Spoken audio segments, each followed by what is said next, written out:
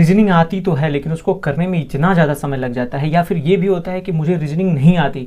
बहुत सारे लोग ये भी कह रहे हैं कि भैया मुझे रीजनिंग नहीं आती, मैं बेसिक से स्टार्ट करना चाहता हूँ। लेकिन सबसे ज़्यादा कमेंट यही था कि भैया आपने अपनी रीजनिंग कैसे सुधारी और आप इतने कम समय में इतना ज़्यादा रीजनिंग में स्कोर कैसे कर लेते हैं। तो इस वीडियो में पूरी डिटेल में बताऊँगा कि मेरा क्या एक्सपीरियंस रहा है, मैंने कैसे कैसे फॉलो की, और आप भी अगर इस तरीके से फॉलो करते हो तो आपकी रीजनिंग एकदम टॉप लेवल की हो जाएगी।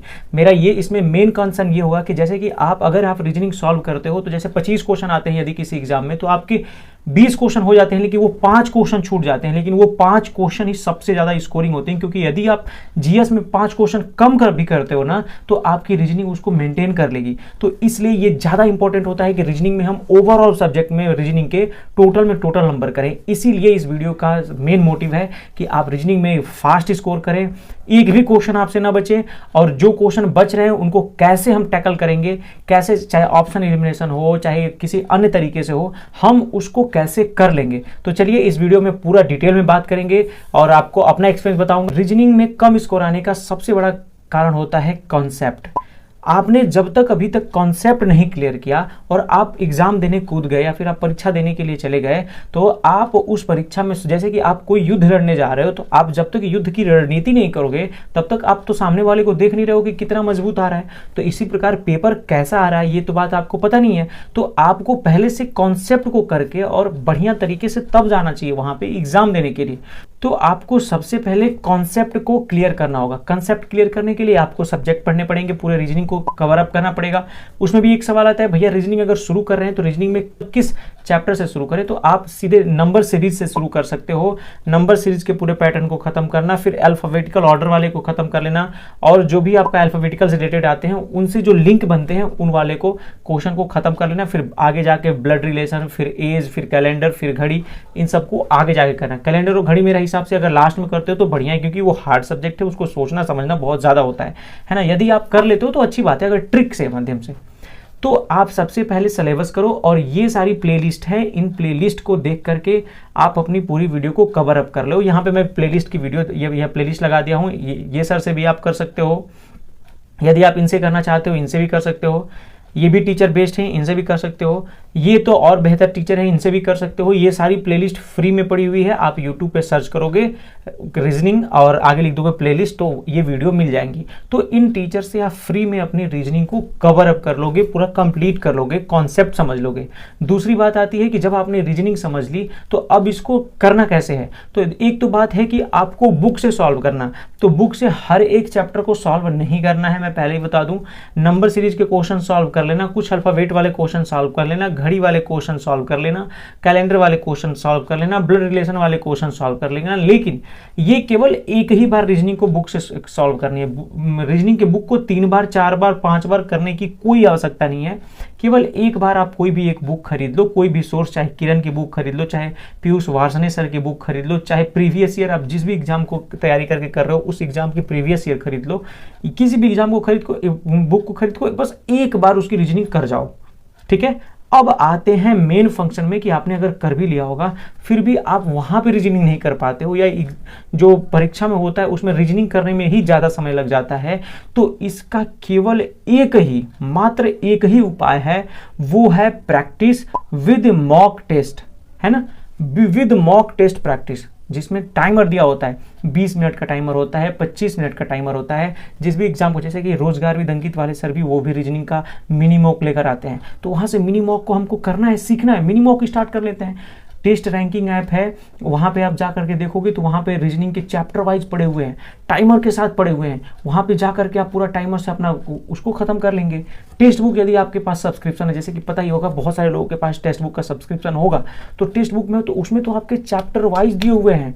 एसएससी के रीजनिंग के लगभग 37 से 40 हजार प्रीवियस ईयर क्वेश्चन का एक पूरा सेट बना हुआ, उसमें सर्च कर लेना आप उसमें टेक्स्ट बुक में कि एसएससी रीजनिंग कलेक्शन या फिर एसएससी रीजनिंग सर्च करोगे तो पहले वो ऊपर ही दिख जाएगा रीजनिंग का पूरा 37,000 क्वेश्चनों का। तो आप हर एक चैप्टर से लगभग 200 400 500 जितने भी सारे क्वेश्चन होंगे उसमें टाइमर के साथ होगा। हर चैप्टर के हर टॉपिक वाइज टाइमर लगा होगा। उस टाइमर से आप क्वेश्चन को सॉल्व करो, उस प्रेशर में सॉल्व करो। एक बात पहले बता दूं, जब आप पहली बार सॉल्व करोगे आपके क्वेश्चन छूट जाएंगे, दूसरी बार करोगे फिर छूट जाएंगे, 10वीं बार करोगे फिर छूट जाएंगे। मैं अपनी रियलिटी बता रहा हूँ भाई, मैं जब किया हूँ तब आपको बता रहा हूँ, ये नहीं कि हवा हवाई वाली बात नहीं। जब आप करोगे आपसे क्वेश्चन छूटेंगे, लेकिन जब आप 30वें दिन करोगे, 30वें दिन लिख लेना, ये 30वें दिन यदि आप जिस दिन प्रैक्टिस करते हो उस दिन आपके एक क्वेश्चन भी अगर छूट जाए तो फिर कहना। बस डेली आपको रूटीन में ये ला देना है कि आपको एक सेक्शनल मॉक लगाने हैं। रीजनिंग के लिए कोई दूसरा उपाय नहीं है, सेक्शनल मॉक लगाने हैं। मॉक लगाने के बाद एक अपने पास एक नोट रख लेनी है, चाहे जैसे कि आपने 25 क्वेश्चन में आपके आते हैं, या मान लेते हैं कि आपके 40 क्वेश्चन आते हैं। जैसे आप यूपीएसआई को अगर टारगेट कर रहे हो तो 40, यदि आप एनटीपीसी या रेलवे के किसी एग्जाम को टारगेट कर रहे हो तो लगभग 25 से 30 क्वेश्चन आते हैं। तो यदि आपके एग्जाम में 30 क्वेश्चन आए तो आपको लगभग 25 क्वेश्चन तो आ रहे होंगे। उसमें आप 2 कैटेगरी बनाओगे, जैसे कि एक आने वाले क्वेश्चन, एक जो एग्जाम में ना आने वाले क्वेश्चन, मतलब कि आपको नहीं आ रहे थे उस पेपर में जब बैठे थे। तो आने वाले क्वेश्चन में भी आप 2 प्रकार की कैटेगरी बनाओगे कि एक तो आ रहे थे लेकिन मेरे को ज़्यादा टाइम लग रहा था, एक मैं फास्ट उसको कर सकता था। यहाँ से आपको क्वेश्चन का एलिमिनेशन पता चलेगा, जो टाइम के साथ फास्ट आप कर लेते हो, यानी ये चैप्टर आपके बहुत ही मजबूत हो चुके हैं। वो चैप्टर अलग से लिख लो कि ये मेरे चैप्टर ठीक हैं, मैं इसमें अगर अब केवल प्रैक्टिस करता रहूँगा डेली तो ये चैप्टर ऑटोमेटिक मेरे ठीक होते रहेंगे। दूसरा साइड वाला जो क्वेश्चन मैंने लगाया है लेकिन वो मेरे को ज़्यादा समय लगे हैं, उसमें आप जिस क्वेश्चन में आपको ज़्यादा समय लगे हैं वो कैसे लगाया हुआ है, क्वेश्चन को आपने कैसे लगाया और वो जो सोल्यूशन है उसमें कैसे लगाया हुआ है, उस सोल्यूशन को देखेंगे और दिमाग में विजुलाइज करेंगे, सोचेंगे अच्छा इसको ऐसे लगाया ना, अच्छा मैं अगर इसको ऐसे लगाता हूँ अगले वाले टेस्ट में तो पक्का मैं इंप्रूव करूंगा, मैं इस तरीके से अगले वाले टेस्ट में लगाऊंगा। इससे ये पता चलेगा कि आपको चैप्टर तो आ रहा है, आपका कंसेप्ट तो क्लियर है, बट आपने उसमें इतना ज़्यादा समय लगा दिया। तो क्यों समय लगा दिया? क्योंकि आपको ना तो ट्रिक पता थी, ना आपको फास्ट करने की विधि पता थी। तो जैसे बहुत सारे चैप्टर में ट्रिक लगते हैं, जैसे मान लेते हैं कि कैलेंडर की हुई या घड़ी का हुआ, कैलेंडर में भी एज निकालना होता है, या फिर कुछ दिन आगे जाना है, कुछ दिन पीछे जाना है, लीप ईयर का होता है या फिर शताब्दी ईयर का होता है, तो इसमें ट्रिक होता है, मंथ का ट्रिक होता है, ये सब पता चले। जैसे घड़ी का है तो 30h-11/2m का जो होता है वो आपका फॉर्मूला लगता है। अगर आपका 0 डिग्री पे लाना है, सामने लेकर आना है तो 180 डिग्री रहेगा, 0 डिग्री पे लाना है कैसे लाना है, ये सारी विधि है, ये ट्रिक पहले समझो, पहले ट्रिक समझ लोगे। और मैंने वीडियो की क्लास बता दी कि इन सारी क्लासेस से प्लेलिस्ट से आप कर सकते हो, क्लास को कंप्लीट कर लो। तो अब आपको ये पता चल गया कि मेरे को इस चैप्टर में इतने लेंदी क्वेश्चन बन रहे थे, इस चैप्टर से मुझे इसमें प्रैक्टिस करनी है और ट्रिक देखना है। तो आप जा करके वो ट्रिक देखोगे, चाहे वो टीचर हो या कोई वो सोल्यूशन वाला है, वो देख के बता देगा कि आप मतलब वो दिखा रहेगा कि इसको ऐसे टैकल करना है। अब वो दिमाग में आपको रखना ही है और डायरी में नोट भी कर लेना है कि इसने इस तरीके से करी। मान लेते हैं कोई अल्फ़ाबेटिकल सीरीज है, जैसे KLMNO है, फिर नीचे अब मुझे याद नहीं आ रहा है कि मैं कैसे रीजनिंग बैठा हूँ, अभी मैं डायरेक्ट वीडियो बना, जैसे KHLO कुछ भी हो, तो आप देखो कि लास्ट वाले के साथ लास्ट वाले का मैच कर रहा है, या फिर 3-3 का क्रॉस बना रहा है, या फिर बीच में क्रॉस बना रहा है, या फिर देखो कि ऑड इवन का क्रॉस बना रहा है, या फिर 2-2 बढ़ते जा रहा है, या फिर 4-4 घटते जा रहा है, या फिर 2 बीच में बढ़ रहा है फिर 2 घट रहा है। ये सारी करने से होगा, ऐसे ही होता है अल्फ़ाबेटिकल में टाइम नहीं लगेगा। उसके बाद ये जब आप समझ लेते हो, अभी रॉन्ग क्वेश्चन पे नहीं गया हूँ, करेक्ट आंसर पे गया हूँ, उसके बाद फिर एक और विधि होती है जिसको आप देखोगे ऑप्शन एलिमिनेशन का। आपको 4 ऑप्शन होते हैं उसमें दिए हुए, आप देखोगे कि यदि आपको वो क्वेश्चन मिलता है, ऑप्शन एक इररिलेवेंट होता है, आप जब 1-2 पे देखोगे ना तो सीधे इररिलेवेंट क्वेश्चन होगा। या फिर आप देखोगे ऑप्शन में, तो जैसे कि अल्फ़ाबेटिकल सीरीज है तो उसमें अगर यू से स्टार्ट है तो यू के बाद MKL, फिर यू के साथ JKL, यू के साथ PQR, तो आपको पहला वाला लेटर का चेक ही नहीं करना है। क्यों? क्योंकि चारों ऑप्शन में यू दे रखा है, तो यू चेक करोगे तो यू ही आएगा। दूसरे वाले में जाओगे, पहला नहीं करोगे। अगर दूसरे वाले में भी सेम दे रखा है तो दूसरा भी नहीं चेक करोगे, पहले वाले को केवल चेक किए, दूसरे वाले को चेक किए, दोनों में सेम दिखा रहा है, नहीं चेक करोगे, जाओगे तीसरे चौथे वाले पे। अगर चौथे वाले लास्ट वाले में दे रखा है, जरूर किसी न किसी में होगा, 2-2 ऑप्शन में जरूर मैच कर जाएगा। अगर आप एक बार चूज कर लिए तो देखोगे नेक्स्ट वाले में 2 ऑप्शन एक ही साथ मैच कर रहे थे, तो आप 2 ऑप्शन वहीं से में हटा दोगे।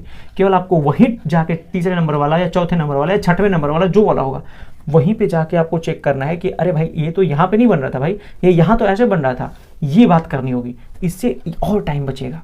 फिर जब अब आते हैं जैसे कि रॉन्ग क्वेश्चन जो हो गए, तो रॉन्ग क्वेश्चन का केवल एक ही उपाय है, मैंने बार बार कहा है प्रैक्टिस के लिए। तो जो आपने प्रैक्टिस की है, आपने जो रॉन्ग क्वेश्चन हो गया, यानी उसमें आपका कॉन्सेप्ट क्लियर नहीं है, आपको वो आ ही नहीं रहा है, तभी आपको गलत हुआ है, या फिर आ रहा है तो उस समय क्लियर नहीं हो पाया, तो अब आप सोल्यूशन जब देखोगे तो उसको नोट करोगे कि ये इस प्रकार से गया हुआ है, और जब कभी भी मॉक टेस्ट लगाने जाओगे तो उसको रिवीजन करके ही मॉक टेस्ट लगाने जाओगे।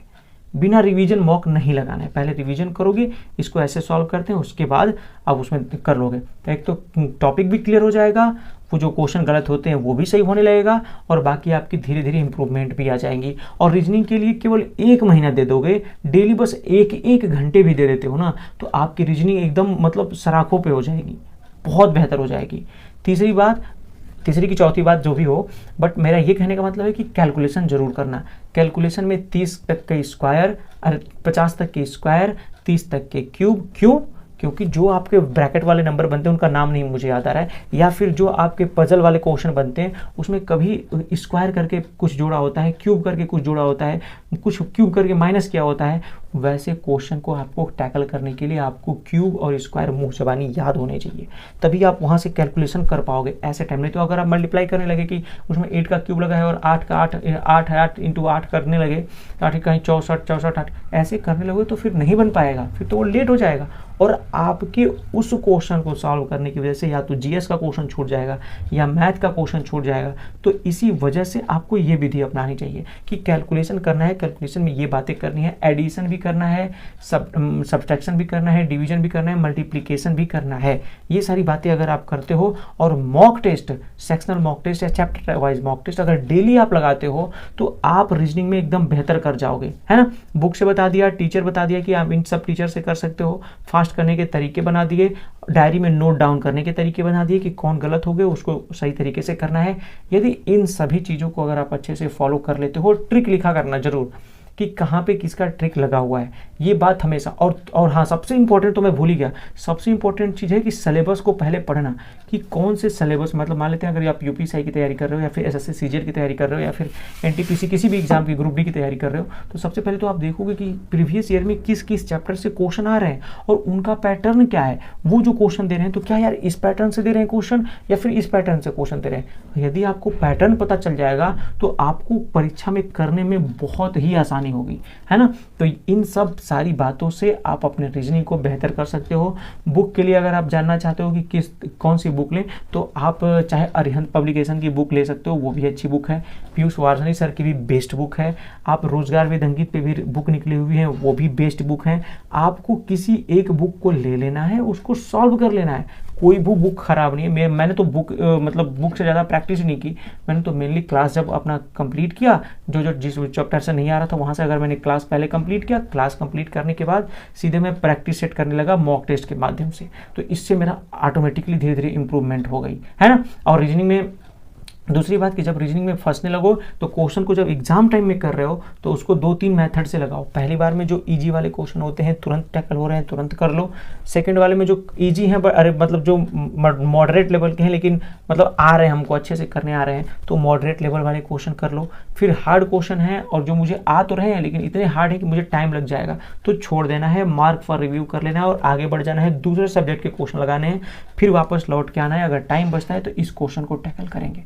अगर इन सब बातों को अगर आप फॉलो करोगे और ध्यान से सुनोगे इस बात को जो भी मैंने वीडियो में बताया है, तो मैं कसम से बता रहा हूँ आपकी एकदम मस्त रीजनिंग हो जाएगी और किसी और के यहाँ फिर खोजने की ज़रूरत नहीं पड़ेगी। और आप वादा करो कि ये वीडियो देखने के बाद अभी से ये सारी चीज़ें फॉलो करोगे, न कि फिर जा करके कहीं और इधर उधर भटकोगे। तो रीजनिंग के लिए आज ही सिलेबस कंप्लीट कर मतलब सिलेबस स्टार्ट करो, या फिर अगर सिलेबस नहीं करना है तो आज ही प्रैक्टिस सेट में कूद जाओ, प्रैक्टिस करना स्टार्ट कर दो, टाइमर लगा के स्टार्ट कर दो। कम टाइम में जितना भी क्वेश्चन होता है कोई बात नहीं, अगली बार में उससे कम करेंगे। डेली कुछ सेकंड करने की कोशिश कम करो। ऐसे करके 30 दिन में आराम से आप एकदम हैबिट बन जाएगी और डेली रीजनिंग करने से ही रीजनिंग आती है। ये बस बात याद रख लो, आपकी रीजनिंग एकदम स्ट्रांग हो जाएगी। ठीक है ना। और अगर यदि कोई भी डाउट है और बुक चाहिए रीजनिंग की, तो मैंने रीजनिंग की सारी प्रीवियस ईयर की बुक मैंने टेलीग्राम चैनल पे भेज दी है। तो अगर आप खरीद नहीं सकते हो तो टेलीग्राम चैनल पर फ्री में PDF पड़ी हुई है। मुझे कोई डर नहीं कि कॉपीराइट आ जाए, क्या आ जाए उस पर, क्योंकि भाई अगर आपको फ़ायदा हो जाए तो वो ज़्यादा इंपॉर्टेंट है। तो लिंक मैंने वीडियो के डिस्क्रिप्शन में डाल दिया, वहाँ से आप जाकर के टेलीग्राम चैनल ज्वाइन कर लेना। और व्हाट्सअप चैनल भी बना दिया है जिसपे आप वो छोड़ो, आप बस पढ़ाई करो, कहीं और भटकने की जरूरत नहीं है। चलिए तब तक के लिए थैंक यू, जय हिंद।